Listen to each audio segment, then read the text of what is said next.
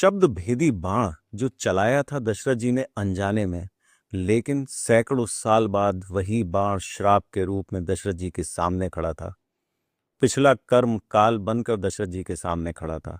वाल्मीकि रामायण के अयोध्या कांड के 63वें चैप्टर में लिखा है कि दशरथ जी को अपना किया हुआ एक दुष्कर्म याद आ गया और उन्होंने श्री राम के वन में गए हुए छठी रात जब बीत रही थी, तब आधी रात के समय कौशल्या माता से कहना आरंभ किया, मनुष्य शुभ और अशुभ जो भी कर्म करता है, इस कर्म का फल स्वरूप सुख या दुख कर्म करने वाले को मिलता ही है।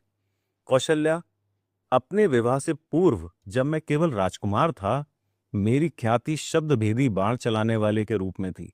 मुझे इस पर बहुत गर्व था। एक रात मैं सरयू के तट पर जंगल में छुप गया और किसी जंगली जानवर के तट पर आकर पानी पीने की प्रतीक्षा करने लगा।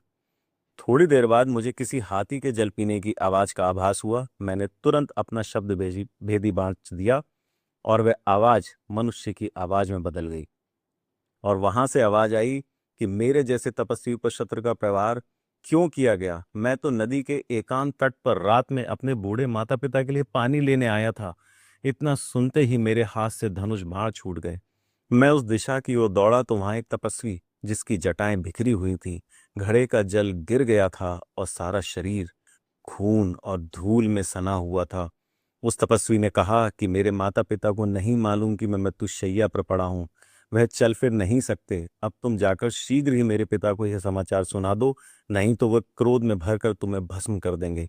मेरे शरीर से यह बाण बाहर निकाल दो। दशरथ जी ने जैसे ही बाण बाहर निकाला, वह मुनि कुमार देह त्याग चुके थे।